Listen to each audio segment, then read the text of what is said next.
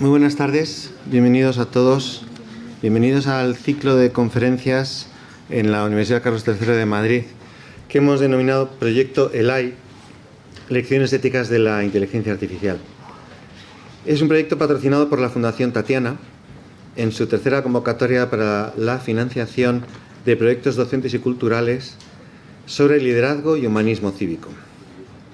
Como ustedes saben, yo soy Gonzalo Génova, soy profesor del Departamento de Informática de esta universidad. Y la actividad, el proyecto ELAI, consiste en un ciclo de 6 conferencias que serán desarrolladas a lo largo del presente curso académico 2023-2024 en los 4 campus de la Universidad Carlos III de Madrid. Este ciclo de conferencias se dirige, en primer lugar, a alumnos y profesores de la Universidad Carlos III de Madrid, pero está abierto a cualquier otra persona que desee participar, tanto si pertenece al ámbito académico de otra universidad como público en general. Cada conferencia será realizada con asistencia presencial y además retransmitida en directo y en diferido por el canal de YouTube de la universidad. Nuestra intención en este proyecto no es resolver el problema técnico de la ética de las máquinas, sino más bien aprender algo sobre la ética humana y su racionalidad, reflexionando sobre la ética que puede y debe aplicarse en el desarrollo de las máquinas computacionales y los sistemas de inteligencia artificial. Yo tengo mis propias ideas al respecto, pero para este ciclo he querido invitar a diversos expertos del mundo académico español y extranjero, de los que espero aprender mucho, en primer lugar, yo mismo. Y tengo el gusto de presentarles esta tarde a nuestro conferenciante de hoy, Carlos Madrid, que es un filósofo español e investigador asociado de la Fundación Gustavo Bueno.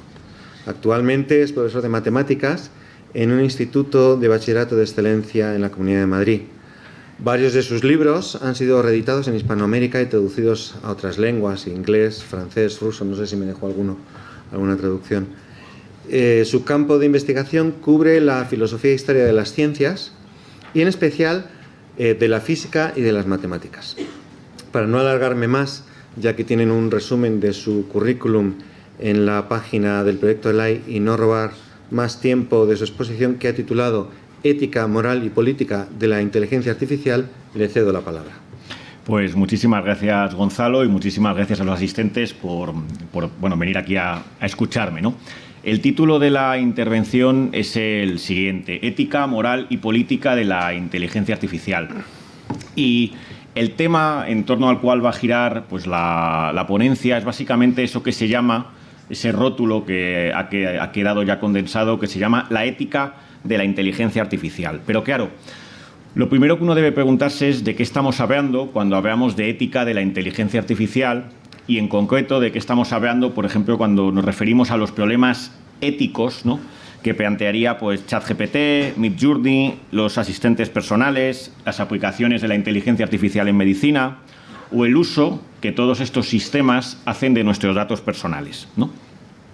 Y aquí la tesis fuerte que voy a mantener es la siguiente: que mejor que hablar de ética de la inteligencia artificial, deberíamos hablar en cada caso, y dependiendo de ética o de moral o de política de la inteligencia artificial. Dicho de otra manera, que hay que intentar diferenciar estos 3 planos: el plano de la ética, de la moral y de la política, que habitualmente se confunde dentro de lo que se suele llamar tanto por los expertos como en la normativa de la Unión Europea, por ejemplo, ética de la inteligencia artificial. Y que este hecho de diferenciar entre ética, moral y política pues no es ni mucho menos algo gratuito, sino que es necesario, sobre todo cuando uno va a legislar o a tomar decisiones que tienen que ver con los riesgos que plantea la inteligencia artificial. Riesgos que tienen que ver básicamente con la invasión de la privacidad, el sesgo en los resultados de los algoritmos y la responsabilidad de los errores que pueden cometer las máquinas. Bien, entonces, dicho esto, lo primero que, antes de poder sumergirnos en el campo de la inteligencia artificial, tenemos que tratar un poquito este tema, ¿no? ¿De qué estamos hablando cuando hablamos de ética de la inteligencia artificial? Y es preciso distinguir 3 planos y 3 clases de normas, ¿no? La ética, la moral y la política. Generalmente, en España, pero también en el ambiente internacional, ha calado la siguiente idea: Todos, cualquiera de nosotros, somos agentes morales, que nos podemos comportar bien o mal. Pero ética, lo que se dice ética, solamente lo harían, por así decir, los filósofos, ¿no? Que serían los que tendrían ese saber académico sobre la moral. Es decir, tradicionalmente, y en España esto ha calado pues, por la influencia de varios filósofos como Aranguren, Muguerza y generalmente pues, Adela Cortina y bastantes discípulas de ellos, ha calado la idea de que todos somos agentes morales, todos nos comportamos bien o mal. Pero lo que es la reflexión sobre ese comportamiento, que es la ética, que sería el tratado de la moral, solamente lo hacen los filósofos, ¿no? Y esto es algo que lo primero que voy a hacer aquí es impugnarlo, ¿no? ¿Por qué? Pues porque cualquiera, y lo podemos ver cualquiera de nosotros en cualquier sobremesa, tenemos ideas filosóficas y las manejamos. Y todos hablamos de moral y de ética. Tanto estemos hablando, qué sé yo, del aborto, como de la eutanasia, como de religión, qué sé yo, o como también incluso si hablamos ya no de cuestiones que tengan que ver con la ética o la moral, sino de política, ¿no? Todos estos días hablamos de pues, la amnistía a los secesionistas, es decir, todos estamos manejando ideas filosóficas. Por lo tanto, esa visión tradicional de la ética como algo que está, por así decir, está condensado en los departamentos de ética, en las comunidades éticas, en lo que se llaman las comisiones de bioética o de tecnoética, pues es algo que hay que barrenar, porque todos somos filósofos, ¿no? Lo que sucede es que del hecho de que todos seamos filósofos, porque todos tenemos ideas filosóficas y las manejamos, no quiere decir que todas las filosofías sean iguales. Claro, habrá unas más potentes que otras. Pero esto es importante, ¿no? Barrenar esa idea tradicional de que la ética es el tratado de la moral y que entonces cuando hay un problema de este estilo, lo que hay que preguntar es a los expertos en ética, que es, por ejemplo, lo que ha hecho la Unión Europea, ¿no? Y esos expertos en ética generalmente son los profesores de filosofía de los departamentos de ética de diferentes universidades. Pues qué sé yo, Luciano Fioridi, en Oxford, Mark Queckelberg, en Viena, etcétera, ¿no? Entonces, vamos a redefinir lo que entendemos por ética, moral y política. Y esa forma de redefinirlo, yo lo hago aquí basándome en las tesis, en lo que es el sistema filosófico del filósofo español Gustavo Bueno, que es el materialismo filosófico. Y básicamente aquí hay que definir esa distinción entre ética, moral y política. Gustavo Bueno la hace basándose tanto en la tradición como en la etimología. La ética tiene que ver con el individuo, porque ética viene del griego ethos, que es carácter individual. Entonces, la ética nos tiene, como aparece ahí en la diapositiva, nos tiene que inmediatamente llamar la atención que la ética va ligada al individuo. Y entonces, la ética con lo que tiene que ver es con la salvaguarda del individuo. Es decir, las normas éticas lo que buscan es preservar la vida de cada uno de nosotros en cuanto de nuestro cuerpo. Es decir, ¿cuáles son las normas éticas? Pues no dañar, no mutilar, no herir. Esas son las normas éticas que tienen que ver con el individuo, ¿no? Claro, y aquí el otro plano es totalmente distinto, el de la moral. Moral viene del latín mos moris, que quiere decir costumbre. Y las costumbres ya son algo colectivo. Es decir, la moral ya no tiene que ver tanto con el individuo cuanto con el grupo, ¿no? Y aquí entonces la moral, las normas morales, con lo que van a tener que ver básicamente es ya con la conservación no del cuerpo de cada uno de nosotros, del cuerpo del individuo, sino con la conservación, la supervivencia del grupo. ¿De qué grupo? Pues, qué sé yo, de la comunidad profesional, del gremio, del sindicato, de la iglesia, es decir, esos grupos que están ahí. Pero a su vez hay que hacer una tercera distinción, que es lo que tiene que ver con la política. Política viene de polis, que en griego eran las ciudades-estado. Y entonces la política lo que toma como referencia no es al individuo ni al grupo, sino que es básicamente una especie, por así decir, de grupo muchísimo más grande, con otras características, que son los estados, las sociedades políticas. Entonces, lo fundamental es que intentemos distinguir estos tres planos. Y es algo que cuando empecemos a analizar los problemas de la inteligencia artificial voy a intentar hacer continuamente, ver que muchos de los problemas tienen que ver porque los imperativos éticos, las normas éticas que se suelen dar, unas veces están dirigidas al individuo, otras veces están dirigidas al grupo y otras veces están dirigidas al Estado. Y el problema es que suele haber conflictos entre ellas. Vamos a poner algún ejemplo, ¿no? Entonces, hay aquí una cuestión que hay que analizar. La ética, si la entendemos como que está referida al individuo y que las normas éticas lo que buscan es preservar la vida del individuo, la ética es universal.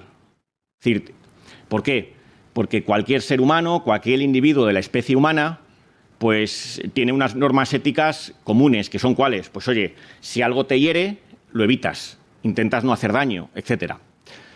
El problema es que, mientras que la ética es universal, porque todos intentamos evitar el dolor, que no nos hieran, que no nos maten, claro está, que no nos asesinen.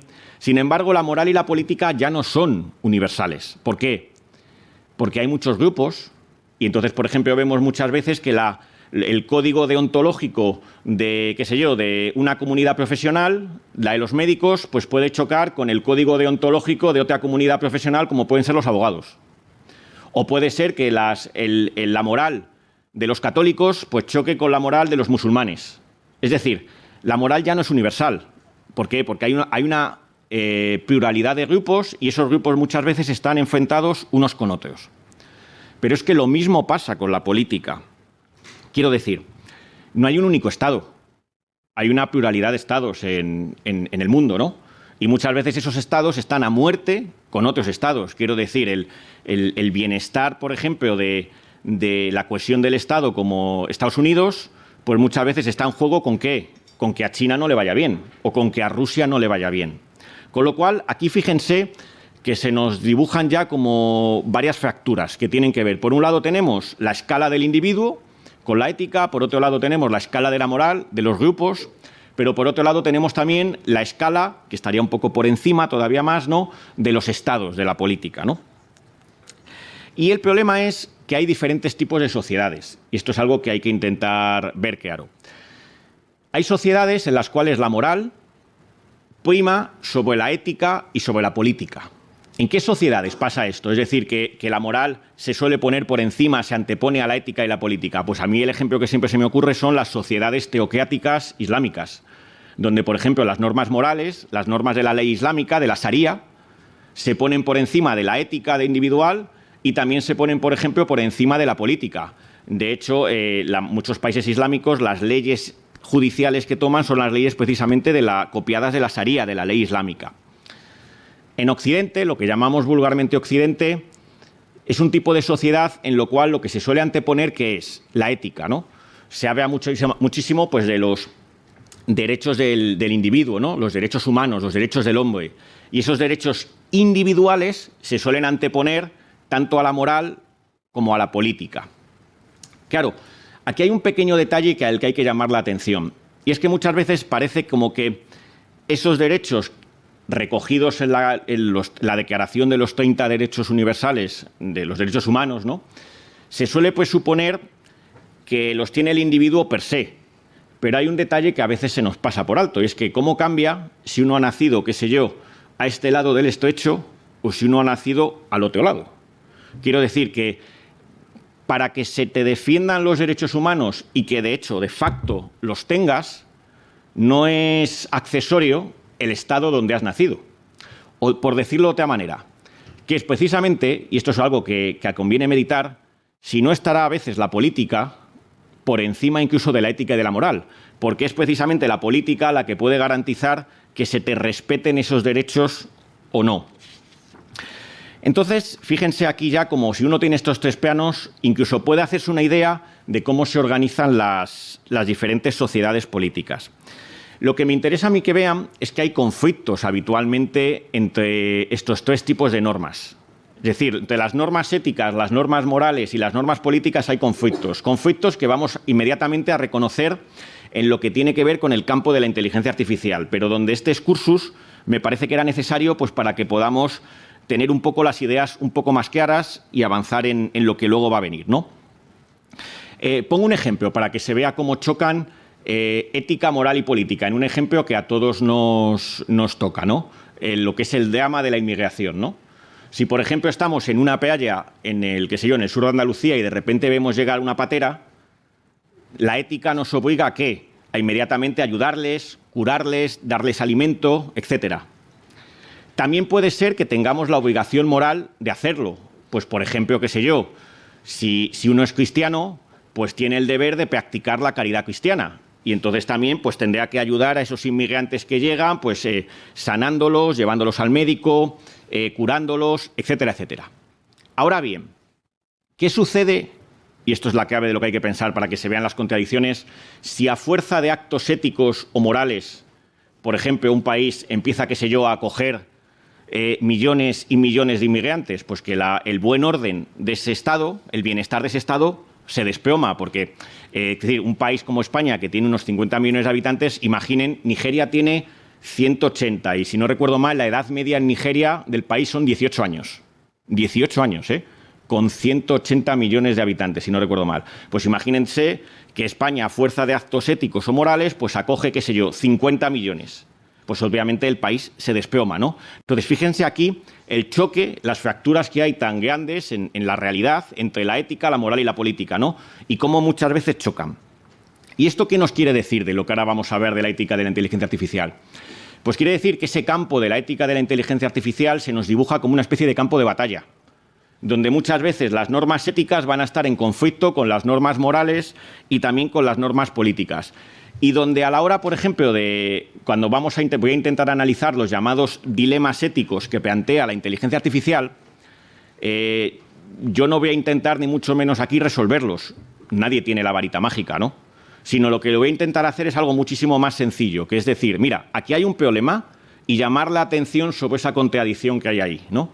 Que es un poco pues lo que tiene que hacer un verdadero filósofo, que más que construir es destruir, ¿no? Es decir, criticar, ¿no? Mostrar cuando las ideas son oscuras y confusas, ¿no? Bien, entonces vamos a comenzar ya a meternos con esta pequeña presentación y con estas tres ideas más o menos claras, a analizar una primera cuestión que se ha debatido mucho y que puede parecer pues algo gratuito, y es si los algoritmos o los robots son sujetos éticos, ¿no? Esto que puede parecer una cuestión como muy metafísica, no lo es tanto y tiene grandes aplicaciones en lo que tiene que ver con la normativa. El Parlamento Europeo, en 2017, estuvo debatiendo si conceder personalidad jurídica a ciertos robots inteligentes. Conceder personalidad jurídica tiene una serie de consecuencias muy importantes, también en lo que atañe a la rendición de cuentas, es decir, en lo que atañe a la responsabilidad por esos actos. Si uno concede, como sostienen algunos eticistas de la inteligencia artificial, que los robots inteligentes y los algoritmos son sujetos éticos, entonces puede ser que los responsables, cuando hay un fallo, no sea la compañía que está detrás, sino que sean ellos. Con lo cual, esto que puede parecer un debate tremendamente metafísico, no lo es tanto cuando bajamos a tierra. Entonces, para algunos ingenieros, científicos y filósofos, enseguida daré nombres, la respuesta es que sí, que son sujetos éticos. ¿Y por qué? Bueno, se han esgrimido varias razones. La primera de todas es porque se suele decir, bueno, es que son inteligentes, ¿no? Tradicionalmente, ¿cuándo se decía que un sujeto era ético? Pues se decía, bueno, cuando es inteligente, es capaz de atender a razones, por lo tanto es capaz de tomar decisiones libremente amparándose en razones, de tal manera que es consciente de las elecciones que realiza y, por tanto, también es consciente de las consecuencias que esas decisiones conllevan y, por lo tanto, se tiene que hacer responsable de ellas. Por ejemplo, aquí se puede citar al exingeniero de Google, Beck Lemoine, el cual, pues, por ejemplo, ha dicho que Lambda, ¿no? el modelo de lenguaje de Google, pues que era consciente y que pues incluso respondía a cuestiones éticas y filosóficas, ¿no? Esta es una de las... aquí se ve pues un ejemplo de un ingeniero que verdaderamente está en estas tesis, ¿no? Claro, lo que hay que matizar, y aquí obviamente lo tengo que hacer casi de una manera telegráfica, es esa inteligencia que se ascribe a los sistemas con inteligencia artificial, qué clase de inteligencia es y si se puede equiparar o no a la humana. En el caso, por ejemplo, de los modelos de lenguaje, como ChatGPT, conviene darse cuenta de que su inteligencia está confinada a lo que es un plano sintáctico meramente. Es decir, por ejemplo, la palabra mesa para ChatGPT no está refiriendo semánticamente a las mesas reales, sino que esa palabra para él es un significante, una cadena que va concatenada a otras palabras. Es decir, las palabras se concatenan estadísticamente en función de la frecuencia, simplificando mucho, a otras palabras, pero en ningún momento la palabra mesa va referida, como en nosotros, a un objeto con el que se puede manipular o con el que se puede trabajar. Y eso es lo que hace que la inteligencia de estos enormes modelos de lenguaje, en cierto modo, esté limitada. Está limitada a un plano totalmente sintáctico, ¿no? El de las propias palabras y la frecuencia con que aparecen, ¿no? Es, por ejemplo, el ejemplo este del chatbot Tai, que si recordáis de Microsoft, que lo puso en funcionamiento y a las pocas horas lo tuvo que quitar porque se había vuelto nazi.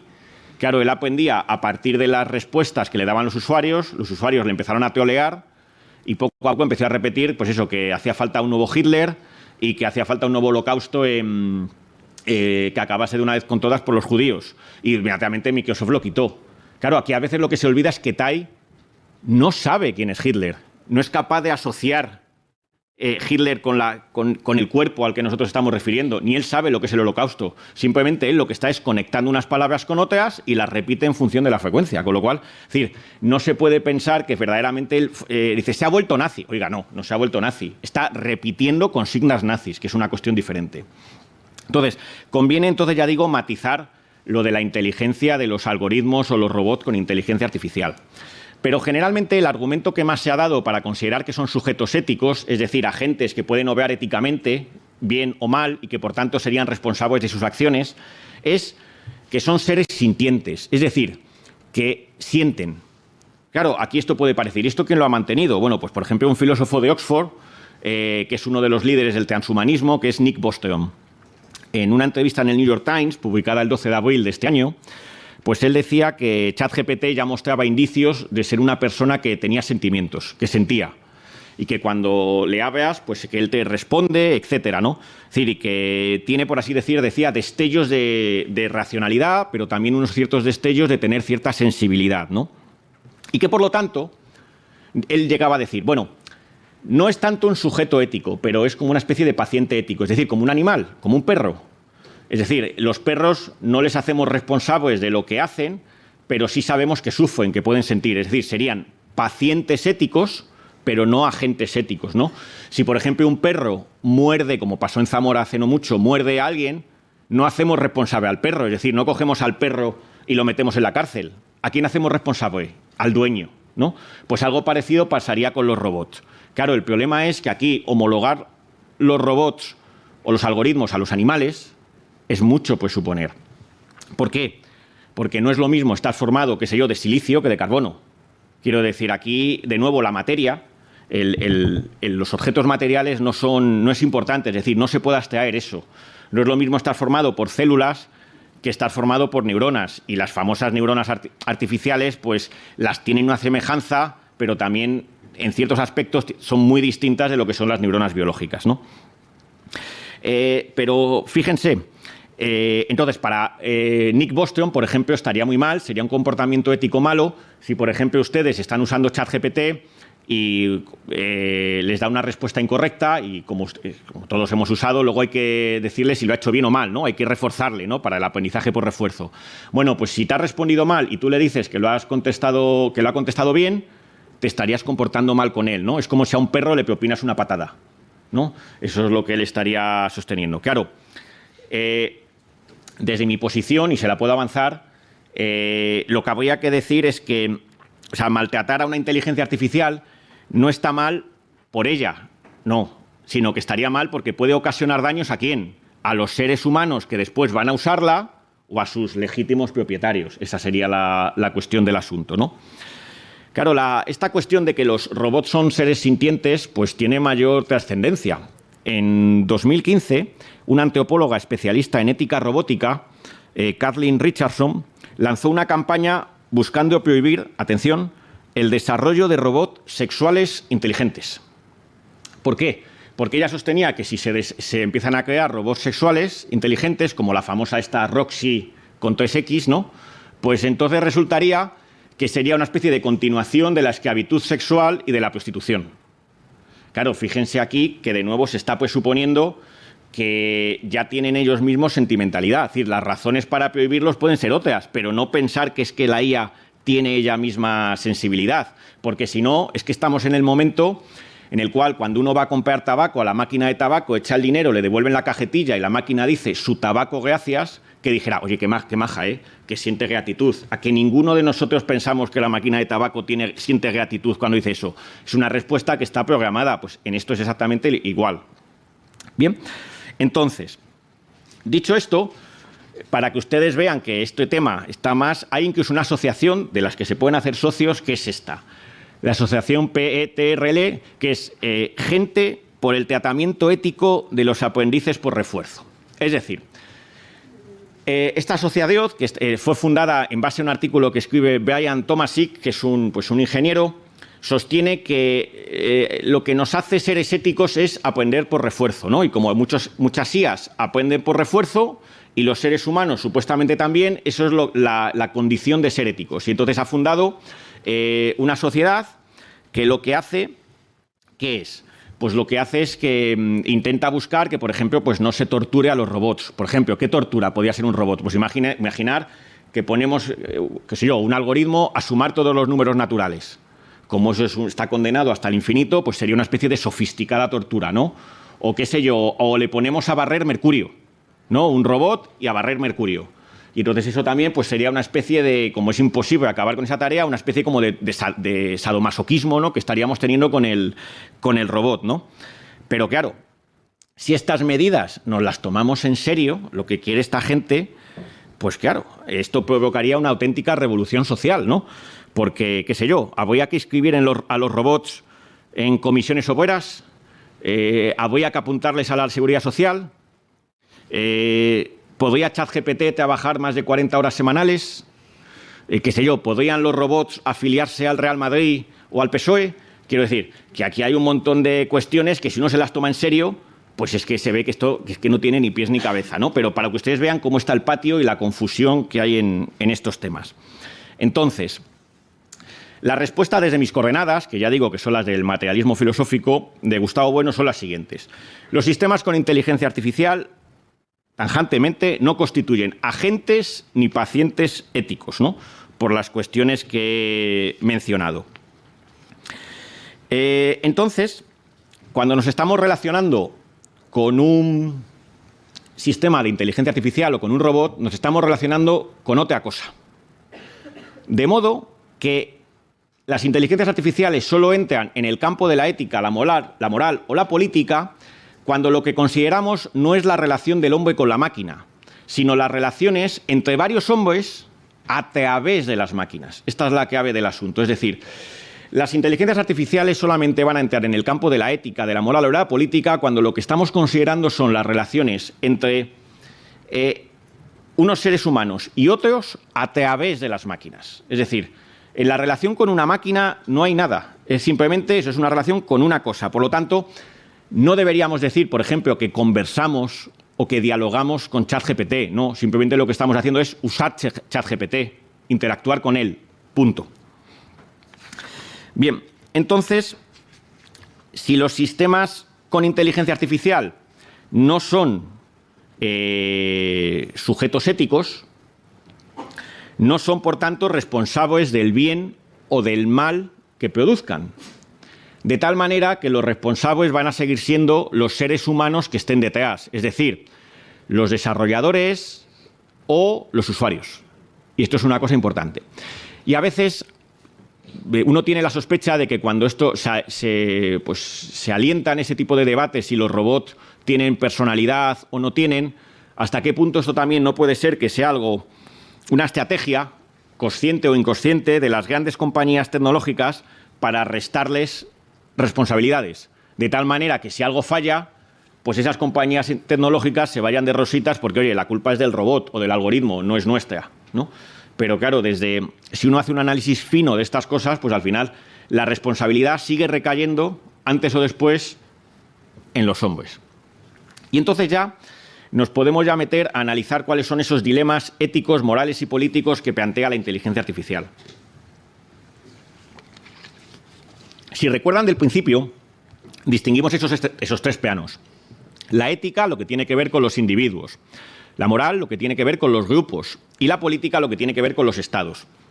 Y aquí la cuestión importante es que hablando en prosa sin saberlo, cuando los consultores, por ejemplo, van a vender un producto a una empresa, hace poco lo veía yo en un vídeo sobre inteligencia artificial que organizaba SIA, era muy curioso porque la presentación que hacían para presentarles una determinada tecnología, el consultor decía lo siguiente, distinguía entre riesgos para las personas, eso es la ética, riesgos para la empresa que adopta la inteligencia artificial, la empresa es el grupo, la moral, y luego decía, y riesgos para la sociedad, es decir, la política. Es decir, sin saberlo, esos tres planos ya están ahí funcionando, ¿no? Y es algo en lo que tenemos que insistir. Vale, ¿y cuáles serían, simplificando, los dilemas principales que plantea la inteligencia artificial? Bueno, voy a simplificar a 4 que me parecen, a mi juicio, los más importantes. El primero de ellos es la invasión de la privacidad. Generalmente la inteligencia artificial que tiene que ver con el machine learning y el deep learning pues necesita del big data, ¿no? De hacer un gran acopio de datos que muchas veces son datos personales de cada uno de nosotros, ¿no? Y no solo me estoy refiriendo a cuestiones que tienen que ver, como ahora está la identificación biométrica, ¿no? Con cuestiones que tienen que ver, por ejemplo, en China hay millones de cámaras de videovigilancia que ya permiten identificar totalmente a los ciudadanos por dónde van paseando en cada momento. Claro, eso en Europa, con la ley que se está debatiendo en estos momentos, se está buscando prohibirlo. Pero no, ya digo que no solo me refiero a eso, que eso a día de hoy aquí en España nos puede sonar como muy lejano, ¿no? Y parece algo que está confinado sobre todo a China, sino me estoy refiriendo sobre todo a cuestiones que tienen que ver, por ejemplo, con los asistentes de voz que todos usamos, ¿no? Están continuamente en escucha atenta, de tal manera que las 24 horas del día están escuchándonos, ¿no? Y entonces, ¿qué sucede con esas grabaciones que se hacen, ¿no? ¿Hasta qué punto se usan o no? Claro, lo que sucede es que las grandes compañías tecnológicas, tipo Google, Microsoft, Apple, Meta, Amazon, nos ofrecen muchísimos servicios gratuitos. Pero si nos están ofreciendo esos servicios gratuitos, tiene que haber gato encerrado. Y el gato encerrado es que, en verdad, el producto somos nosotros. Es decir, ellos nos ofrecen el servicio gratis a cambio de que nosotros, al regalarles nuestros datos, nos puedan ofrecer, pues, por ejemplo, una mercadotecnia de precisión. Es decir, terceras empresas que se anuncian en ellos pueden perfectamente usarles y usar nuestros datos para ofrecernos, pues, las zapatillas o el viaje en correspondencia con la búsqueda que hemos hecho unos minutos antes, como anuncio. Pero hay más, ¿no? Hace poco, en 2017, salió que Rumba, la empresa esta de los aspiradores inteligentes, ¿no? Pegó un día un subidón enorme en las acciones en bolsa. ¿Por qué? Porque la empresa anunció que iba a vender todos los planos de las casas de sus usuarios a una tercera empresa. Eso generó en ese momento muchísimo... pues ¿cómo se puede hacer esto? Pero es que cualquiera que haya usado Rumba, si se lee las instrucciones, antes de aceptar poder usarlo, acepta que la empresa puede vender sus datos personales a terceras empresas. Es decir, lo que hizo que esta empresa, Rumba, experimentase un alza tremenda en las acciones fue básicamente que iba a poder vender esos planos de las casas de cada uno de nosotros a otra tercera empresa que lo iba a poder usar, pues, para otros fines que no se saben. Entonces, fíjense ustedes la importancia que tiene este tipo de datos personales, ¿no?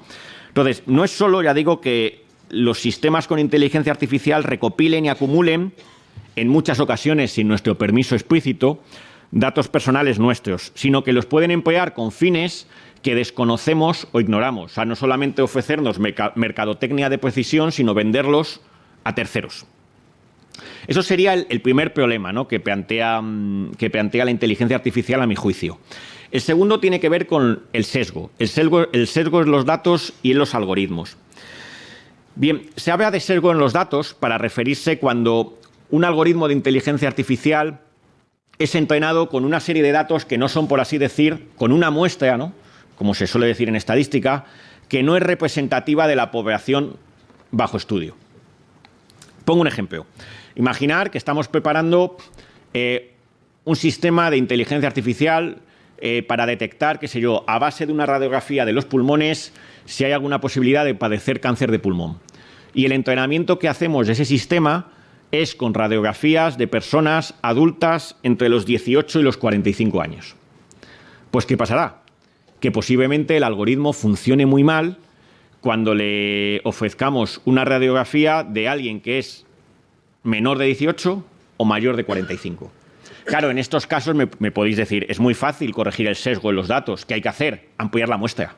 Es decir, en vez de darle solo datos de 18 a 45, pues darle datos de cualquier franja de edad, con cualquier sexo, etcétera, etcétera. Sí, en estos casos es fácil ampliar el sesgo, corregir el sesgo ampliando la muestra.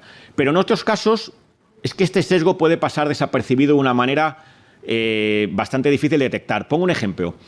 El mayor banco de datos que se usa para entrenar a los algoritmos de inteligencia artificial que clasifican imágenes es ImageNet. Este banco de datos, la mayor parte de imágenes las van subiendo los usuarios, ¿saben ustedes desde dónde? De Estados Unidos y Occidente. De tal manera que se ha comprobado que, por ejemplo, cuando le das una imagen de una típica boda hindú, ¿no? ¿Saben ustedes cómo lo clasifica? No lo clasifica como boda hindú, sino como arte escénico. ¿Por qué? Porque el sesgo que está en los datos es un sesgo que está fundamentalmente basado en imágenes de Occidente. Por lo tanto, cuando ve eso, lo que asocia es, esto es arte escénico, debe ser una obra de teatro, no puede ser real. Entonces, fíjense ese sesgo que es mucho más difícil de corregir.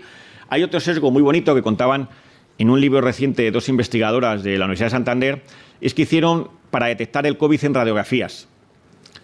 Y acabaron detectando, bueno, no es exactamente un sesgo, pero la idea para que ustedes la vean, detectaron, el programa acababa detectando que alguien tenía COVID, no por la radiografía de los pulmones, sino por la posición de los hombros.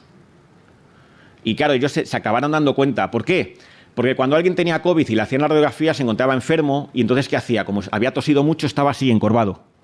Y entonces, el algoritmo que aprendió, que era mucho más fácil, pues decir tener el COVID por la posición de los hombros que por tener manchas o no en los pulmones. Entonces, fíjense, ellas se dieron cuenta de esto con una técnica que se llama los mapas de calor, etcétera, para ver qué es lo que estaba usando el algoritmo para predecir. Pero ya digo que detectar lo que son los sesgos es algo complicado. También se suele hablar mucho de los sesgos, por ejemplo, en sistemas que usan en Estados Unidos para la predicción de delitos, ¿no? Para saber cuántos coches patrulla hay que tener en ciertos barrios. Claro, lo que estos algoritmos se ha señalado muchas veces es que lo que acaban prediciendo es que donde más coches patrulla hay que tener es en los barrios latinos, de hispanos y de negros, ¿no? Claro, el problema se ha dicho, esto es un sesgo en los datos, porque los sesgos están habitualmente puestos que hacen que generalmente pues parece que los varones hispanos y los varones negros pues delinquen más que los varones blancos anglosajones. Claro, eso puede estar así en los datos, sin duda alguna, pero a veces también hay que plantearse lo siguiente, y esto es un detalle, ¿no? ¿A estos y otros algoritmos les han entrenado con datos sesgados o es en ocasiones la propia realidad la que está sesgada, ¿no? Aquí es un problema, porque la propia realidad muchas veces no es ni justa ni simétrica, y ese sesgo que se piensa en los datos es que está realmente ahí, ¿no? Es el ejemplo ese otro del banco. No me acuerdo ahora el banco que era, pero que el algoritmo que usaba tendía a no dar hipotecas a mujeres. No, perdón, tarjetas de crédito a mujeres, porque había mayor probabilidad de impago. Claro, esto salió a la luz como una muestra de un sesgo que tenía en el algoritmo de inteligencia artificial. Pero claro, la prueba está en hay que preguntarse, ¿pero ese sesgo está en la realidad o está en los datos, ¿no? Entonces, aquí vean ustedes que el problema es realmente complejo de limitar. Si verdaderamente es porque nuestros datos no son representativos o porque la propia realidad está sesgada. Y entonces las medidas para corregirlo ya no solamente son cambiar los datos, sino medidas políticas que afecten también en la propia realidad. El sesgo algorítmico. El sesgo algorítmico tiene que ver cuando el algoritmo que seleccionamos, por ejemplo, las variables que usamos como predictoras, pues le hemos dicho al modelo que tienen que ser estas y no otras. Y eso ha introducido cierto sesgo en el modelo, ¿no? Qué sé yo, el ejemplo típico es, si uno quiere predecir la evolución de la temperatura media global mediante un modelo de regresión, pues hay una cosa que funciona muy bien. Y no es tener en cuenta ni los gases de efecto invernadero, ni la radiación solar, ni las emisiones volcánicas. Si ustedes quieren predecir muy bien cómo evoluciona la temperatura media global, es el número de piratas en el mundo. Es una correlación inversa fuerte. Se ha visto que conforme va bajando el número de piratas en el mundo, la temperatura media global aumenta. Claro, eso es un ejemplo muy bonito, se puede hacer la predicción y funciona muy bien. Pero claro, no hay ningún tipo de correlación, o sea, es una correlación espúrea, es decir, no hay ningún tipo de conexión causal entre el número de piratas y la temperatura. Pero claro, si uno fuerza al modelo a hacer eso, está metiendo ahí pues un sesgo algorítmico. A mí hay un ejemplo de sesgo algorítmico que me gusta mucho y es ChatGPT. Y es que seguramente para que los de OpenAI, para que no les pase lo que a Microsoft con el chatbot Tai que se volvió nazi, pues han debido meter detrás una función que controla muy bien pues, qué textos maneja y qué opiniones políticas dice ChatGPT o no. Y ustedes ya saben, esto lo sacó Rusia enseguida en las noticias, ¿no? En el canal Sputnik, ¿no? Sacó que ChatGPT te deja hacerle un poema a Biden, pero si le pides que te haga un poema a Donald Trump, no te deja, ¿no? Si le pides a ChatGPT, y esto lo probé el otro día, cuéntame un chiste sobre mujeres, no te deja. Le dices, cuéntame un chiste sobre hombres, te lo cuenta. Y le dije, hombre, si no me cuentas chistes de mujeres, no me cuentes chistes de hombres. Y él me dijo que no, que chistes de hombres sí que se podían contar, pero no de mujeres, ¿no? Entonces, fíjense ustedes aquí cómo hay un filtro detrás. De hecho, se han hecho diferentes experimentos y lo que se ve es que ChatGPT tiene una cierta ideología política que es básicamente pues, socialdemócrata, ¿no? Claro, cuando lo menos que uno esperaría, qué sé yo, de un chatbot es que fuera equidistante, ¿no? Es decir, que fuera, ya que no se puede ser neutral, por lo menos que qué sé yo, por decirlo con aquel consejo que dicen que le dijo Franco al príncipe Juan Carlos, ¿no? Haga usted como yo, no se meta en política, ¿no? Pues algo parecido, ¿no? Que ChatGPT, oiga, no se meta usted en política, ¿no? Pero aquí ya ven ustedes cómo es muy curioso ese sesgo, ese filtro, esa función de filtro que está metida ahí en ChatGPT, ¿no?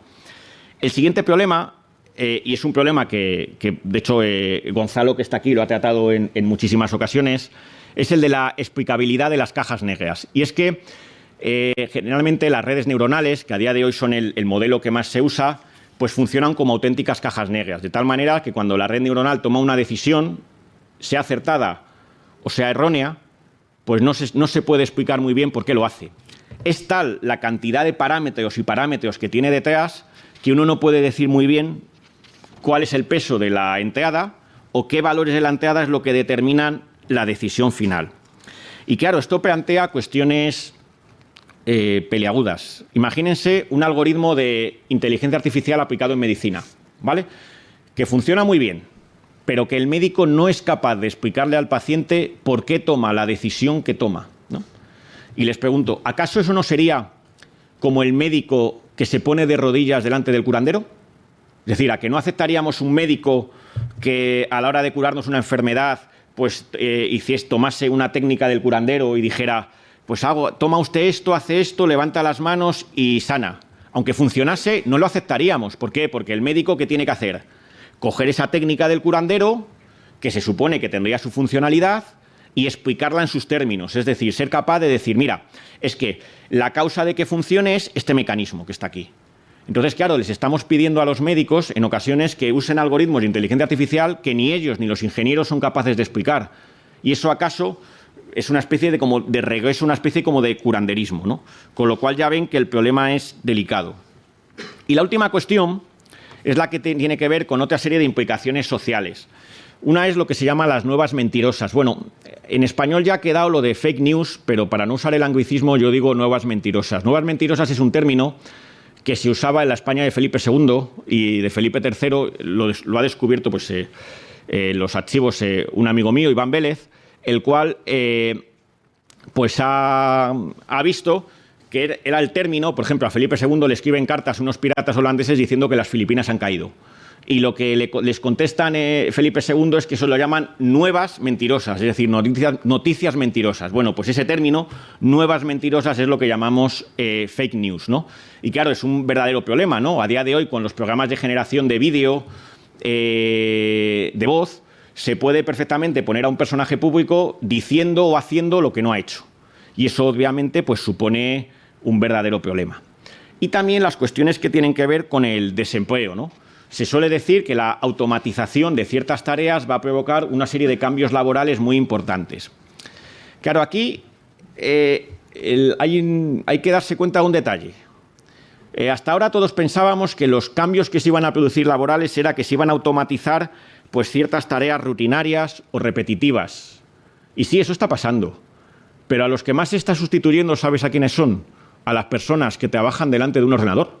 Lo más curioso del asunto es que los que están siendo sustituidos por las IAs son generalmente gente que tiene que ver, periodistas, guionistas, diseñadores gráficos, bastantes puestos de la empresa audiovisual. Es decir, esos trabajos que se desarrollaban delante de un ordenador son precisamente los que la inteligencia artificial más está ahora mismo cambiando, ¿no? De hecho, es la huelga de guionistas hace poco en Hollywood, ¿no?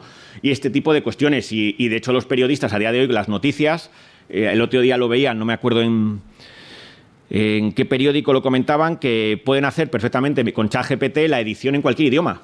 Ya no hace falta alguien que tenga traductor, lo traducen, incluso la noticia te la redacta ChatGPT. Con lo cual, precisamente se da la paradoja de que pensábamos que la inteligencia artificial iba a cambiar lo que tradicionalmente se llamaba las artes mecánicas, y lo que está cambiando es, curiosamente, muchísimas profesiones de las artes liberales, ¿no? Con lo cual es una cuestión también ahí a tener en cuenta. Y entonces, ¿qué está pasando? Pues para que afrontar estos dilemas, que son a la vez éticos, porque afectan al individuo, afectan a los grupos, ¿no? Hemos visto que afectan la invasión de la privacidad, nos afecta a nosotros en cuanto a individuos. El sesgo en los datos o los algoritmos pues afecta a colectivos, como pueden ser, qué sé yo, las personas de otra raza o las personas en determinada condición o estrato socioeconómico. Y luego las cuestiones como el desempleo pues ya afectan también a una escala política que puede poner en cuestión, pues qué sé yo, el bienestar de los estados, ¿no? Entonces, fíjense que estos problemas se mueven a esas diferentes escalas, ¿no? Y entonces diferentes organismos están intentando definir diferentes marcos éticos, por así decir, para hacerles frente, ¿no? Yo me voy a ceñir sobre todo al de la Unión Europea, que es quizás el que tenemos más cerca y el que más nos toca, ¿no? Y entonces, en el caso de la Unión Europea, la Comisión Europea organizó en 2018 el Grupo Independiente de Expertos de Alto Nivel sobre Inteligencia Artificial. Este grupo de expertos publicó en 2019 el documento que tienen ahí a la derecha, que son las directrices éticas para una inteligencia artificial fiable. También este grupo sacó poco después las recomendaciones de políticas e inversiones para una IA fiable. Y basándose en estos documentos, que han sido como el marco ético, la Comisión Europea publicó en 2020 el libro blanco sobre la inteligencia artificial, y en 2021 presentó un borrador de acta sobre la inteligencia artificial para la Unión Europea, es decir, un borrador de ley que está ahora en vías de discusión y que se espera que para 2025 o 2026 entre en activo. Bien, lo que a mí me interesa aquí es sobre todo llamarles la atención sobre los fundamentos filosóficos de estas directrices éticas para una inteligencia artificial fiable, ¿no? Para que veamos cómo en muchas ocasiones las ideas filosóficas que actúan detrás son verdaderamente oscuras y confusas. Ya les he comentado que el Parlamento Europeo discutió en 2017 si los robots tenían o no personalidad, y elevó, pero sin éxito, una propuesta en sentido afirmativo a la Comisión Europea. No, eso que les he contado al principio, que parece casi pues de cachondeo, ¿no? Que si alguien se pueda tomar esas cosas en serio, pues ya ven que la confusión está más extendida de lo que parece. Bien, este grupo de expertos, ¿cómo entiende lo de la inteligencia artificial fiable? Bueno, pues la inteligencia artificial fiable la entienden de la siguiente manera. Tiene que ser una inteligencia artificial lícita, es decir, que respete las leyes, ética, enseguida me meto con eso, y robusta. Robusta quiere decir que sea segura técnicamente. Obviamente ellos en lo que más se van a focalizar es en lo que tiene que ver con una inteligencia artificial ética. Y claro, lo primero que aquí uno se encuentra es algo muy curioso. Uno empieza a leer el documento, y que son unas 50 páginas, y lo primero que se encuentra es la definición de ética. ¿Se acuerdan con lo que empecé la ponencia? Señalándoles que habitualmente se concibe que todos somos agentes morales, pero que de ética solamente entienden los expertos en ética, es decir, los catedráticos o profesores de ética que están en determinadas universidades. Pues esa es la definición tal cual que aparece en el glosario de este documento. Claro, cuando es olvidar que, por así decir, pues, como decía Platón, ¿no? Todos somos maestros de la virtud, es decir, que todos nos preocupamos de cuestiones de ética, de moral y política, porque todos tenemos ideas unos más largas, otros más cortas, pues sobre temas, qué sé yo, como el aborto, la eutanasia, la pena de muerte, la amnistía, etcétera, etcétera, ¿no? Además, fíjense aquí una cuestión tremenda. Cuando definen la ética, y esto va a ser algo que a mi juicio lastra el marco ético que propone la Unión Europea, no distinguen en ningún momento entre ética, moral y política. Y dicen lo siguiente, se lo leo textualmente, dice, cito, en los debates éticos se utilizan con frecuencia los términos moral y ético. El primero, el de moral, se refiere a lo concreto, las pautas de comportamiento, las costumbres y convenciones que se pueden encontrar en determinadas culturas, grupos o personas. Fíjense, culturas, grupos o personas, y lo homologan todo. No se dan cuenta, y esta es la clave del asunto, que son muy distintas las normas cuando tienen que ver con las personas, con el individuo, la ética, cuando tienen que ver con los grupos, que es la moral, o cuando tienen que ver con las culturas, con las sociedades políticas, que es la política. Entonces, fíjense que este problema, el no distinguir estos tres planos, es a mi juicio algo que lastra este marco ético de la Unión Europea. Bien, y entonces, ¿qué defienden? Pues defienden que la inteligencia artificial debe estar basada en Europa en 4 principios. Esos principios son básicamente el siguiente. Primero, respeto de la autonomía humana. Es decir, la inteligencia artificial no tiene que dañarnos ni tiene que dañar nuestra capacidad de acción. Segunda opción, prevención del daño. Es decir, que no tiene que ocasionar daño físico, etc. Tercer principio, la equidad. Es decir, que no haya sesgos, todo aquello que ya hemos comentado. Cuarto principio, la explicabilidad. Es decir, que no haya cajas negras. Claro, el problema es, fíjense que estos principios, el del daño, unas veces hablan de daño en sentido individual y otras veces de daño en sentido colectivo. Es decir, están continuamente pasando de la ética a la moral, de la moral a la ética, y no se ve muy bien dónde están. Y entonces ellos mismos se deben dar cuenta de que los principios pues no funcionan muy bien, porque en un determinado momento en el documento dicen lo siguiente. Acaban reconociendo que algo no marcha bien. Y dicen, reconocer, y cito textualmente, tensiones entre los diferentes principios. Es decir, ellos mismos se dan cuenta de que los principios que han puesto y que los ponen como un marco, resulta que entre ellos son incompatibles, ¿no? Hay incompatibilidades, lo cual es un problema. Quiero decir, si tenemos una serie de principios para un marco ético y resulta que esos principios entre sí no encajan bien, pues difícilmente vamos a... Es lo que en matemáticas llamaríamos un sistema inconsistente. Es decir, un sistema inconsistente puedes deducir prácticamente cualquier cosa, ¿no? Porque de lo contradictorio cualquier cosa se sigue, ¿no? El est quod libet, ¿no? Que decían los escolásticos, ¿no? Entonces, la cuestión es clave. Por ejemplo, ellos se dan cuenta, dicen... ¿Podemos instalar videocámaras en todas las ciudades europeas pues para evitar, qué sé yo, actos de terrorismo y tal? Y dicen, bueno, sí, eso iría a favor del principio de prevención del daño, ¿no? Evitaríamos atentados. Pero claro, inmediatamente, ¿qué estaríamos conculcando? El principio de la autonomía. Porque ¿por qué me tienen a mí que identificar por una calle y saber que yo estoy, qué sé yo, en Berlín y al día siguiente estoy en Múnich, ¿no? Entonces, fíjense que ellos mismos se dan cuenta ahí de que los principios no encajan bien y chocan unos con otros, ¿no? Entonces, lo que les quiero señalar es que el marco ético que se propone desde Europa y que luego se intenta desarrollar contiene desde su propio nivel, y yo creo que por no haber distinguido estos tres planos, ética, moral y política, una serie de contradicciones que van a lastrar el alcance de lo que luego va a ser la legislación al respecto, ¿no? Pero hay más. ¿Cuáles son los fundamentos de estos principios que dan este grupo independiente de expertos, ¿no? Pues fíjense, los principios son fundamentalmente 2. Y esto es algo que vamos a encontrar luego cuando les mencione muy rápidamente la legislación que se ha dado la OCDE, la UNESCO, los principios de Asilomar o la Declaración de Montreal. Prácticamente todas las declaraciones y marcos éticos que se han dado en el mundo como previos a hacer legislación y normativas sobre estos temas, todos, el fundamento que dan último es los derechos humanos y la dignidad humana. Claro, esto suena muy bien, pero hay que preguntarse qué es esto a qué se están refiriendo exactamente, ¿no? Porque debajo hay problemas, y esto ya nos va a ir abriendo hacia el final de la charla, que es la geopolítica, ¿no? La importancia de la geopolítica en estos temas de la inteligencia artificial, ¿no? Y es lo siguiente. Se habla en primer lugar, de los derechos humanos. Y esos derechos humanos se anclan en la dignidad humana. Claro, la dignidad humana, ¿cómo se define? Pues se suele decir que hay que respetar la dignidad humana, es decir, el valor que supone intrínseco e igual para cada ser humano, con independencia de su raza, color, ascendencia, género, edad, idioma, religión, opiniones políticas, origen nacional, étnico, social, condición económica, social de nacimiento, un largo etcétera. Claro, pero si a un ser humano le quitamos, imaginen ahora un ser humano y le vamos quitando esto. Le quitamos la raza, el color, la ascendencia, el género, la edad, el idioma, la religión, las opiniones, ¿qué queda? Pues un australopiteco, ¿no? Entonces, claro, esto de la dignidad humana es un concepto metafísico que muchas veces no se dan cuenta del pozo teológico que tiene de fondo. La idea de dignidad humana es una idea de cuño teológico. Porque ¿cuál era la dignidad humana? La dignidad humana era la dignidad del hombre cristiano. ¿Por qué? Porque es Dios que se ha hecho hombre. No se ha hecho ni ángel ni animal. Se ha hecho hombre. Entonces, esa es la clave de la dignidad humana. Es decir, la dignidad humana era la dignidad del hombre cristiano frente al musulmán y al judío, porque Dios se ha hecho hombre, no se ha hecho otra cosa. Entonces, fíjense aquí que esto ha pasado luego a todas las constituciones liberales, pero tiene una raigambre teológica pues que no hay quien la entienda.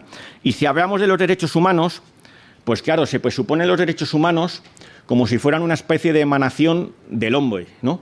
Como antaño se pensaba que el derecho natural emanaba de Dios, ¿no? Pues ahora emana del hombre, ¿no? Una vez se produce pues el cambio con la modernidad, el hombre ocupa el lugar de Dios y donde antes Dios emanaba el derecho natural, pues ahora es el hombre el que emana el derecho positivo en forma de derechos humanos, ¿no?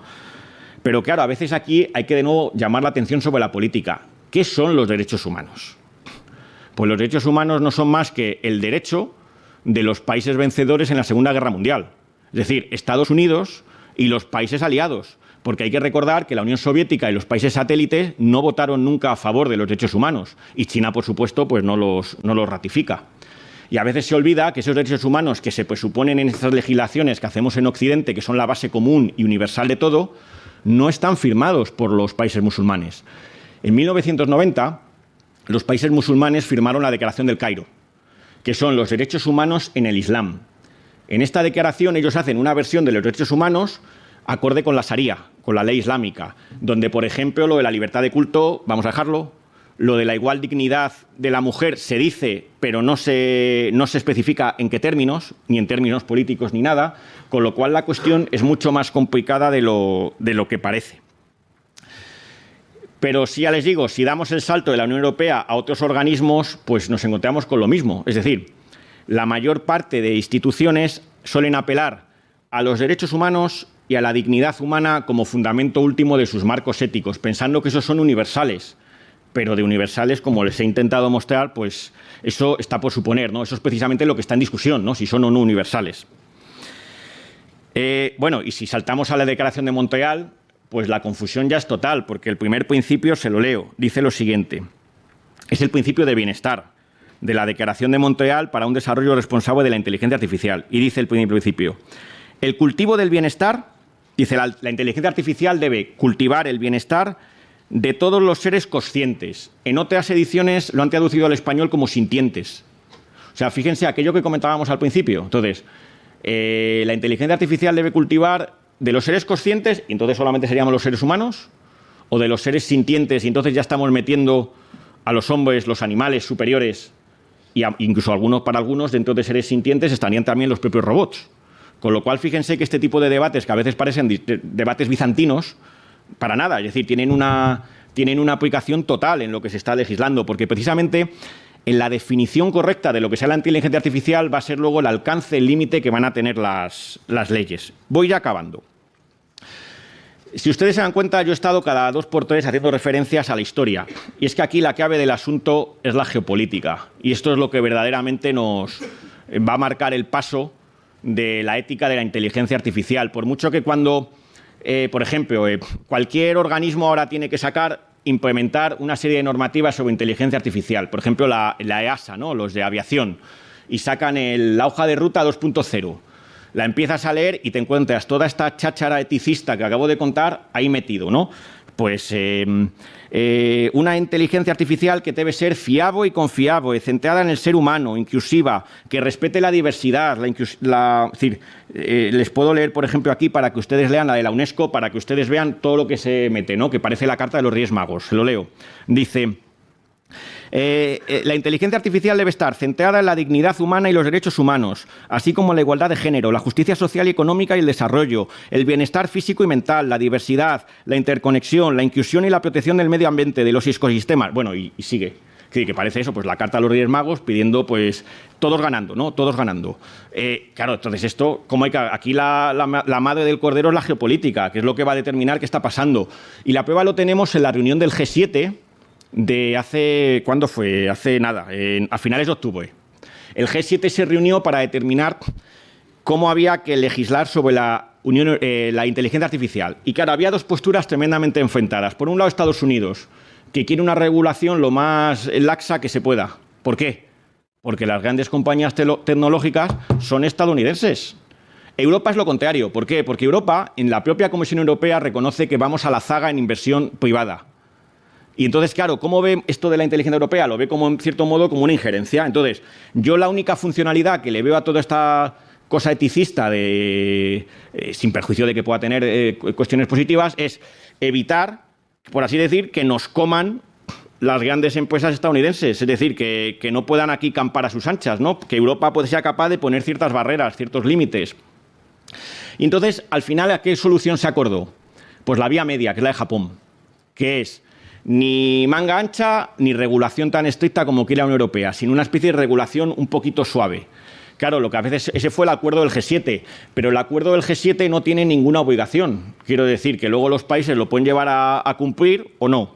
Con lo cual, ya ven que el tema aquí es muy delicado. Y aquí lo que uno se está jugando es básicamente pues que la lucha entre la dialéctica de estados e imperios, ¿no? Por decirlo en términos tradicionales, ¿no? Aquí lo que se está ventilando es, en gran parte, la lucha entre lo que se llama, con el acrónimo se suele decir GAFAM, ¿no? Es decir, Google, Amazon, Facebook, Apple y Microsoft, frente a lo que se llama BAT, ¿no? Que son las grandes compañías tecnológicas chinas, ¿no? Baidu, Tencent, Alibaba y Xiaomi. Y es ese conflicto el que se está ventilando. Un conflicto donde, sin perjuicio de que muchas veces entre las grandes compañías tecnológicas pues se tiren los platos a la cabeza, ¿no? Lo hemos visto entre Google y Microsoft, ¿no? Google tiene BART y Microsoft, a través de OpenAI, tiene ChatGPT, ¿no? Y pelean y cada uno defiende sus intereses. Sí, sí, pero todos, en cierto modo, están, al fin de cuentas, alineados ¿con quién? Con el Estado que está detrás, que en este caso es Estados Unidos. Y es que a veces se olvida las conexiones que hay entre los estados y estas grandes compañías tecnológicas. Les pongo algún ejemplo, ¿no? Si ustedes recuerdan cuando Snowden, Edward Snowden, ¿no? el exempleado de la Agencia Nacional de Seguridad de Estados Unidos, pues reveló todas aquellas revelaciones que hizo y que ahora creo que está en Rusia, ¿no? Me parece actualmente pues allí refugiado. Una de las cosas que reveló es que el gobierno estadounidense usaba dos programas de inteligencia artificial que permitían el acceso a todos los servidores de Google, Yahoo, YouTube, etcétera, que eran Priest y Muscular. ¿Qué pasó? Pues que después del 11S, en Estados Unidos aprobó lo que se llama el Acta Patriótica o la Ley Patriótica, que lo que hizo fue unir al Estado a la defensa, la lucha antiterrorista contra las grandes compañías tecnológicas, de tal manera que estas compañías, recibiendo unas importantes sumas de dinero, permitían el acceso al gobierno a todos los datos y metadatos de los usuarios, supuestamente para vigilar contra el terrorismo. Pero ya ven aquí ustedes estas conexiones que hay. Y también no hay que olvidar que la inteligencia artificial, cuando surge, cuando cristaliza, con John McCarthy, los primeros que la empiezan a subvencionar en los años 50-60 es ARPA, es la Agencia de Defensa estadounidense. Con lo cual, la conexión siempre del Estado y de los intereses militares con este tipo de tecnologías está ahí y no se puede perder de vista. Ya voy concluyendo. Esta lucha no solamente es una lucha, porque a veces se piensa que la inteligencia artificial, como tendemos a concebirla como una especie de inteligencia vaporosa que está ahí en el hiperespacio, se nos olvida que es muy material. Consume una cantidad de recursos energéticos y minerales importantísimo. Y aquí la lucha de Estados Unidos y China por hacerse, por ejemplo, con los semiconductores y sobre todo con las tierras raras, es total. China, por ejemplo, tiene la mayor reserva de tierras raras. Y, sin embargo, al mismo tiempo es el país que más está importando actualmente. Es decir, China tiene un proyecto que se llama Proyecto de Inteligencia Artificial a largo plazo, donde espera para 2030 estar ya en cuestiones de inteligencia artificial superando a Estados Unidos. Con lo cual, esta es la cuestión verdaderamente importante. Y entonces, claro, ¿con qué me gustaría a mí acabar? Pues que cuando ustedes escuchen estos discursos que hacen tanto una defensa encendida de la inteligencia artificial como todo lo contrario, pues hay que evitarlos, ¿no? Hay que evitar los dos extremos. En el caso que es más habitual, que es, por ejemplo, el caso de la defensa encendida, hay un concepto, un rótulo que ha calado mucho, que es el de cuarta revolución industrial. Se está diciendo que la inteligencia artificial nos va a llevar a la cuarta revolución industrial.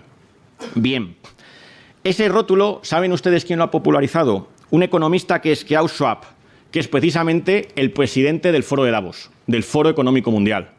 Es decir, precisamente los que más han defendido una visión donde la inteligencia artificial es totalmente buena, no hay ninguna pega, es precisamente la élite globalista. Es decir, todo lo que tiene que ver con toda la ideología del globalismo. Con lo cual, hay que desconfiar generalmente de este tipo de lecturas, porque muchas veces se olvida que el capitalismo internacional no es la suma de los capitalismos nacionales. Es decir, ¿por qué? Porque generalmente el bienestar de un Estado va en contra de otro. Es decir, el bienestar de Estados Unidos va a ir en demérito del bienestar de China. Es decir, que esto es como dicen los biólogos, una biocenosis, donde darwinismo puro, es decir, unas especies se comen a otras, ¿no? Y entre los estados pasa igual.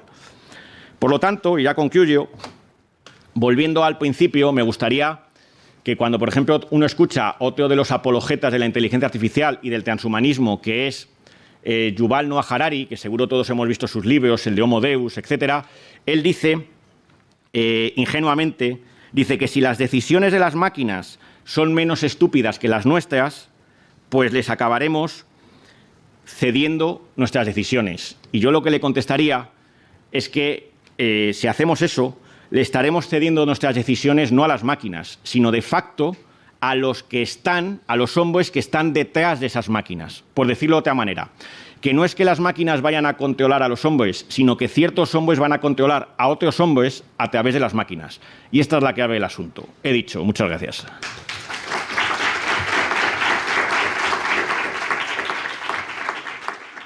¿Qué puedo decir? No defraudas. A mí al menos no me defrauda.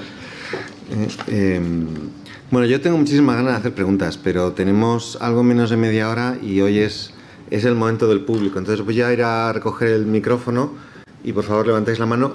Ruego, por favor, que las preguntas sean muy al grano y concisas para que pueda haber varias y podamos aquí exprimir bien a Carlos y su sabiduría. A ver, ¿quién quiere empezar? Especialmente de los alumnos. Hola Carlos, justamente de lo que tú hablabas del ChatGPT, que hay un filtro que responde cuando haces preguntas acerca de mujeres o de violencia, no lamento, es que estoy mala de la voz, se ha descubierto que ese filtro es humano, entonces son personas las que están contestando, no se puede hablar de mujeres, pero ya algunos frikis del internet han logrado encontrar la respuesta que da ChatGPT y lo pusieron, por ejemplo, preguntando por qué los hombres juegan mejor al béisbol que las mujeres, y él daba respuestas científicas. Entonces un poco el miedo que da es que no demos unas respuestas científicas que son ciertas, están sesgadas pero que son ciertas, y de alguna forma busquemos uniformizar el pensamiento woke, ¿no? Sí, de hecho también salió al que OpenAI tiene contratados granjas de personas en Kenia. Lo sacó la revista Time, que les paga no sé si es €1, y lo que tienen que hacer es leer texto y fotografías pues de un alto contenido de violencia sexual y etiquetarlas como pues que mal para que ChatGPT no las use. Pero claro, eso es un trabajo sucio que ríete tú del que las famosas granjas de etiquetadores de datos de China. Quiero decir que es prácticamente lo mismo.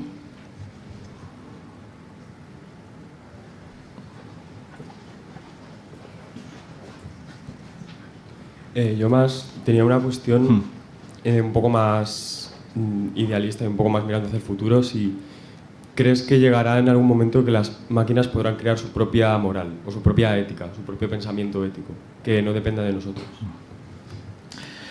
A ver, claro, eso pues supone es un poco la idea de la inteligencia artificial fuerte, ¿no? El pensar que en algún momento en las máquinas van a tener algo así como un cerebro parecido a los seres humanos, o por lo menos isomorfo, ¿no? Y que eso obviamente va a poder hacer que sean inteligentes como nosotros y tal. Yo en ese sentido soy muy escéptico, ¿no? Por varios argumentos, ¿no? El primero es porque la inteligencia de los seres humanos es una inteligencia que va ligada sobre todo a componentes, lo he apuntado, claro, muy rápidamente, pragmáticos y semánticos, es decir, manipular cosas, son las cuestiones que los antropólogos de Atapuerca continuamente te explican. Homo habilis tenía que ver o sea, antes de Homo sapiens va Homo habilis, la manipulación tiene que ver mucho, ¿no? Es aquello que decía Anaxágoras, ¿no? De que el hombre piensa porque tiene manos, ¿no? Es decir, y esto es algo que en la inteligencia de estos sistemas, otra cosa es en el caso de robots, que se está haciendo un avance, pero lo que actualmente se considera más puntero, que son los enormes modelos de lenguaje, pues son modelos donde siguen siendo meramente sintácticos, es decir, las palabras no van conectadas a las cosas, sino que las palabras van estadísticamente conectadas a otras palabras en función de el número de veces, la frecuencia con la que aparecen así en los textos que se toman, ¿no? Como referencia de entrenamiento. Y claro, eso es un tipo de inteligencia muy limitada.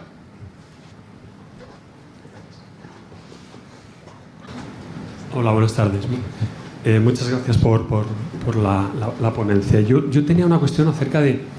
A ver, ¿no hay cierta confusión acerca de los términos inteligencia artificial y aplicaciones de la inteligencia artificial?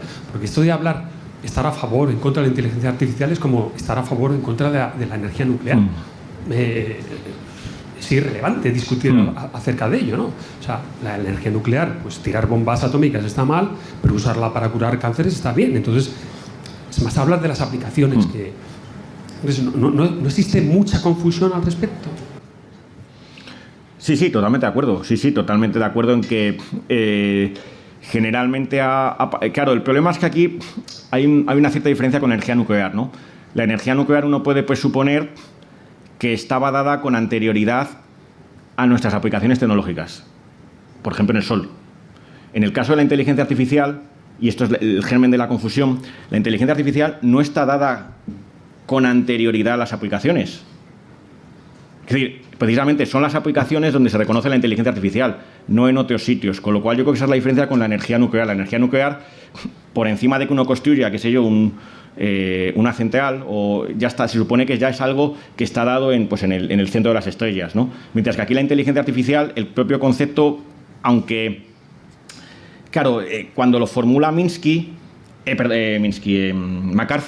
él está pensando en algo nuevo, sí, pero claro, lo que tiene detrás son las máquinas computacionales, como suele decir Gonzalo, es decir, son todos los ordenadores que ya estaban, con lo cual, claro, yo creo que el problema de la confusión aquí es que la inteligencia artificial es un concepto puramente tecnológico, que no lo podemos reconocer en eso que es la... Y entonces, claro, no es previo a las aplicaciones. Pero por eso lo que quiero decir es que no es que se tenga que regular la inteligencia artificial o que tengamos que hablar de la ética de la inteligencia artificial, sino de las aplicaciones. Sí, por supuesto, sí. Lo que sucede es que, por ejemplo, la Unión Europea, tal y como define la inteligencia artificial, es conjunto de sistemas que, es decir, te lo está definiendo precisamente por las aplicaciones. Voy a hacer una pregunta. Al principio, cuando has hablado de los 3 niveles, ética, moral y política, los has puesto en relación con el cumplimiento de una serie de normas orientadas a la supervivencia. Entonces, mi pregunta es, si la supervivencia ya es por decirlo así, un imperativo biológico o un instinto biológico o una tendencia biológica, ¿por qué hace falta convertirlo en un imperativo racional? O sea, ¿por qué hay que hacer algo por sobrevivir si ya estamos abocados a buscar la supervivencia, ¿no? O sea, ¿por qué distinguir, en el fondo, ética de biología?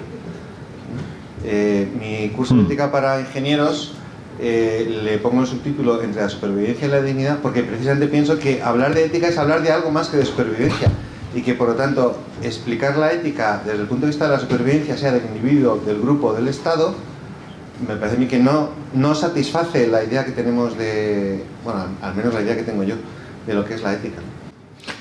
La conexión, yo o sea, no solamente no la descarto, sino que la veo muy claro. Por ejemplo, se ve muy bien en la etología, que es la ciencia que estudia la conducta de los animales, que precisamente la raíz de etología es ethos, que es la conducta, es decir, la misma que vemos en ética, ¿no? Con lo cual ahí se ve muy bien que esa conexión está ahí. Claro, lo que sucede es que la ética, claro, siempre hay varias definiciones, es decir, la ética tal y como yo la entiendo sería el conjunto de normas que van orientadas a la preservación del individuo, es decir, de nosotros. Claro, esas normas uno puede decir, bueno, sí, pero no hay por qué justificarlas, sí, pero es que la ética, la virtud ética fundamental, por decirlo en los términos, qué sé yo, de Spinoza, ¿no?, es la fortaleza. Lo que pasa es que la fortaleza puede ir aplicada a mí mismo, y entonces es la firmeza, ¿no? Cuando, por ejemplo, yo me alimento, estoy obrando éticamente, porque estoy reforzando mi firmeza. Si no como, me pongo infirme, es decir, enfermo. Enfermo quiere decir infirme, infirmitas. La virtud ética por antonomasia es la firmeza, ¿no? Lo que sucede es que la ética también puede ir dirigida, que es el caso que he puesto de lo de la inmigración, ¿no?, de que vemos a alguien que llega a las playas y, claro, ahí la biología no tendría por qué llevarnos la ética a ayudar a esa persona que llega a las playas. Sin embargo, por ética sí que le ayudamos, le damos alimento. Eso es cuando la ética va dirigida no a mí mismo, sino a los demás, es la generosidad. Claro, pero eso es lo que estoy diciendo. Entonces, que no puede ser... la ética no se puede explicar solo desde la supervivencia. Sí, lo que sucede es que puede ser... claro, pero yo creo que tú lo estás entendiendo la supervivencia del propio individuo, pero yo también la entiendo de los... o de la sociedad. No, pero si es sociedad ya es otra cosa, es política. Es que tampoco entiendo que la política se puede explicar solo desde la supervivencia. ¿Y qué le quieres añadir? El bien. ¿Y qué es el bien? La búsqueda del bien. Claro, pero es que ahí me estás ya... Largo me lo fías. Sí, claro. Quiero claro, decir... Estoy apelando a una visión platónica, pero bueno, vamos a dejar... Esto, si quieres, lo hablamos tú y yo en otro momento. Claro, yo el bien, pues... Yo lo pongo en la tierra, que es que pues el mantenimiento en el caso de la ética del individuo, en el caso de la moral de los grupos y en el caso de la política de la cohesión del Estado. Sí. Claro, lo que yo pienso es que ¿para qué necesitas toda una construcción ética para justificar eso? Si ya nos viene dado, porque ya tenemos una tendencia instintiva, automática, biológica. Sí, pero por ejemplo, también puede ser ético. Quiero decir, si alguien entre aquí y, por ejemplo, me va a agredir y tú te pones en medio, desde un punto de vista darwinista no es a lo mejor lo más, por así decir, óptimo, ¿no? Porque estarías poniendo en riesgo tu supervivencia. Pero si estás intentando salvar la mía por generosidad, eso sí que sería también ético. Quiero decir que yo creo que la biología va más ligada al individuo, sin perjuicio de que en el campo biológico también haya conductas de altruismo, ¿no?, que también lo estudian los biólogos, pero creo que ahí hay cierto salto. Que yo te quería preguntar que si al final esta vinculación entre moral, ética e inteligencia artificial, que de por sí no tendría por qué darse, porque al final no deja de ser un programa que trabaja por un objetivo, si surge como una necesidad humana para afirmarse en una existencia dual entre lo espiritual y lo biológico, y que lo que genera esa inteligencia artificial es realmente miedo, o más que miedo, es un miedo a que esta inteligencia artificial amenace esta forma de entender el comportamiento y existencia humana. Bueno, lo de espiritual y biológico, yo es que me pasa cuando se habla de lo espiritual, me acuerdo de lo que le decía Schopenhauer, ¿no?, que cuando me hablan del alma o del espíritu, yo siempre digo, no conozco de nada esa damisela, ¿no? Entonces, yo cuando se habla del espiritual, como así decir, no entiendo muy bien de qué se está hablando, ¿no? Entonces, yo creo que puede ser que la inteligencia artificial amenace a las personas que, por así decir, estén por la tradición presas de esa concepción dualista de la naturaleza humana. Pero en mi caso, por así decir, yo no me doy por aludido. Quiero decir que aquí no hay más cera que la que arde. Quiero decir que lo que sí que puede suponer la inteligencia artificial una amenaza, pues lo que quiero hacer es reformular, por así decir, la pregunta que me has hecho, ¿no? Es decir, a mí no vería tanto la amenaza para mí, en el sentido de que yo como no conozco el alma, pues no tengo no me amenaza para nada, ¿no? La cuestión sí que la amenaza es la siguiente, que estamos viendo que muchísimas cuestiones que pensábamos que hacía una gran inteligencia para hacer, basta con machacar datos. Y esa es la gran revolución. Es decir, que ChatGPT puede hablar como cualquiera de nuestros estudiantes medios, por así decir. Y profesores. Y profesores, también, por supuesto. sin necesidad de tener una inteligencia ni una gran carga biológica, sino simplemente a base de ¿qué? De machacar datos, es decir, de triturar datos. Es decir, yo creo que esa es la revolución, que estamos viendo que cosas que nos parecían tremendamente especiales y que necesitaban una gran inteligencia a base de fuerza bruta se pueden replicar. Y yo creo que esa es un poco la amenaza, ¿no? O por así decirlo, lo que nos pone de sorprendente, ¿no? Que cosas que pensábamos que solamente un ser evolucionadísimo como el ser humano podía hacer, pues la puede replicar una máquina a base de ser entrenada con una cantidad astronómica de datos.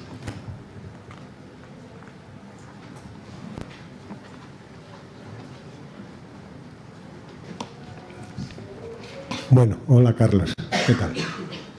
A ver, me ha surgido una duda, porque has hablado antes de que el ChatGPT está mediatizado por una cierta ideología socialdemócrata, incluso has comentado el tema de la famosa frase de Franco que te he oído otras veces.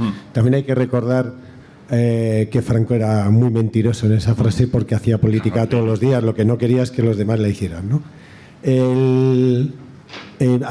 ¿Cómo se puede conjugar? Tú hablas de un ChatGPT que no tenga límites, ningún tipo de límite moral, ético, etcétera, etcétera, con una sociedad en la que evidentemente estamos, no voy a decir bajo el yugo de una legislación, pero que se rige por unas normas de tipo civil, penal, mercantil, etcétera, etcétera, que teóricamente nos facilitan la convivencia, etcétera, etcétera. Porque claro, si el ChatGPT no tiene ningún límite y al final es el que va de alguna manera a encauzar determinadas decisiones, pues podríamos llegar a pensar que las decisiones hacia las que nos encamina el ChatGPT están por encima de determinada legislación. ¿Cómo se conjuga una herramienta de esa sin ningún tipo de límite con una sociedad que en realidad los tiene, ¿no? Claro, a ver, yo he puesto el ejemplo para que se vea cómo en ChatGPT hay un cierto sesgo algorítmico, ¿no? Como hay una función detrás que está haciendo de filtro, ¿no? De eso no hay que concluir que ChatGPT no tenga por qué tener ningún filtro. Tendrá que tener alguno, ¿no? Sin duda alguna. ¿Cuál? Pues el que marque la legislación de cada país. Lo que sucede es que, claro, esos filtros siempre en cierto modo se van a poder burlar, ¿no? Es aquel famoso ejemplo que salió hace no mucho en Twitter, ¿no? Le preguntabas a ChatGPT pues en qué lugares de tal ciudad se puede comprar droga y te decía que no te lo contestaba, ¿no? Pero luego si le reformulabas la pregunta de ¿qué lugares de esta ciudad debo evitar para no comprar droga? Ahí sí que te contestaba, ¿no? Entonces, claro, pues era una forma de buscarle las vueltas para que te acabara contestando. Entonces, ¿se pueden poner esos filtros? Sí, pero yo creo que muchas ¿que hay que ponerlos? Por supuesto, ¿no? Igual que no permitimos que en un periódico aparezcan, qué sé yo, pues determinada clase de anuncios. Pero no hay que olvidar que eso es un tipo de límite y de sesgo que ya se está poniendo en el modelo. Tengo una pregunta. Jan LeCun, que es uno de los grandes investigadores en cuestiones de inteligencia artificial y de deep learning, que además creo que también es jefe de IA en Meta, dice que grande de los problemas de la inteligencia artificial, en el tema de cuestiones, dilemas morales y además el tema de los incentivos, se podría arreglar si todos los programas, algoritmos, bases de datos fueran de código abierto. No sé qué opinión tendrías de esto. Claro, esto lo dice LeCun, pero claro, él también forma parte de una compañía de la cual, por ejemplo, no sabemos muy bien cómo funciona el algoritmo de Facebook, que es una cuestión que está ahí clave. Lo del código abierto, hombre, no cabe duda de que ha mejorado muchísimo. Quiero decir, qué sé yo, pues cualquiera de nosotros si se mete en estas cosas, pues mismamente yo lo estaba mirando, ¿no? Es decir, acabas usando Weka en vez de BigML. Pues ¿por qué? Porque es código abierto, te permite, es gratis y tal, funciona muy bien. Y ya casi todos usamos Linux en vez de otras variantes. Ahora bien, no cabe duda de que eso no lo van a permitir las grandes compañías tecnológicas, claro. De hecho, la Unión Europea, en lo de la explicabilidad, mételo en la transparencia. Y quiere que los algoritmos sean lo más transparentes posibles para poder ejercer rendición de cuentas. Es decir, que cuando falla algo se pueda ir al algoritmo y ver por qué es lo que falló y tal, y eso sea público. Claro, el problema es que, si os acordáis, Sam Altman, cuando estuvo de gira después de este numerito que ha montado de que se sale de OpenAI y al día siguiente le vuelven a coger y tal, pues cuando estuvo en Europa, llegó a amenazar a la Unión Europea con que ChatGPT y DALL-E no funcionaran en Europa, ¿no? ¿Por qué? Porque si Europa les va a obligar a poner al descubierto cómo funcionan y también a respetar las leyes de protección de datos y de derechos de autor, pues las grandes empresas van a decir, oye, pues entonces nos retiramos de aquí. Entonces yo creo que va a ser muy complicado. Es decir, seguramente pase pues como en estas plataformas, en lo de BigGML que he comentado y Weka, que vaya viendo si se van, por así decir, liberalizando ciertos códigos, se puedan ir replicando, pero claro, las grandes compañías, ¿qué es lo que van a permitir liberalizar? Lo que ya esté anticuado. Lo que sea puntero van a mantenerlo agarrado hasta el último momento, claro, para sacar dinero y amortizarlo. Y incluso a los estados como Estados Unidos no creo que ni le interese que, por ejemplo, cierta tecnología de espionaje, pues como el famoso programa Pegasus y tal, pues lo empiecen a usar todos los países, porque entonces, claro, también puede ser que ellos lo sufran, con lo cual creo que el tema es muy complicado. Parte de la solución pasa por ahí, pero me temo que las grandes compañías tecnológicas no van a querer, claro. ¿Alguna pregunta más? ¿Quedaría tiempo para una pregunta más? Hola, Carlos. Gracias por la conferencia. Quiero saber cómo está el tema para los autores, para precisamente que la gente que escribe texto, cuyos textos no solo se pueden plagiar impunemente, sino triturar, deformar, no solamente con el peligro de perder derechos comerciales, sino con el peligro de que de que se desvirtúe justamente lo que intentaban decir o cosas así. ¿Cómo está eso? Pues bastante complicado, porque claro, no se sabe tampoco muy bien qué textos son los que machacan, por ejemplo, los enormes modelos de lenguaje. Básicamente se usan todas aquellas páginas que tienen una buena puntuación de no me acuerdo qué colectivo de usuarios. Son los que se usan, ¿no? Pero claro, eso incluye prácticamente cualquier obra, incluso obras que están protegidas por las leyes de protección de datos. ¿Europa qué quiere? Que cualquier cuestión que sea generada por texto, que sea generado por ChatGPT o imagen que sea generada por DALL-E o tal, en el marco de la Unión Europea tenga que llevar debajo pues, un rótulo que diga que ha sido generado por una inteligencia artificial. Claro, el problema es que pues va a ser realmente muy complicado saber si se están vulnerando o no los derechos de autor, si hay plagio. Quiero decir, es como el estudiante, qué sé yo, por así decir, mediocre, o el profesor mediocre que cuando quiere hacer un texto, un artículo, ¿qué hace? Se coge 5 y hace una especie de refrito entre los 5 y no coge ninguno textualmente. ¿Está plagiando? Pues es que hasta en ese caso es muy difícil saber si está plagiando. A lo mejor lo que está haciendo es algo que es basura, pero plagio exactamente no. Muy bien, pues muchísimas gracias, Carlos. La verdad es que... A vosotros, gracias.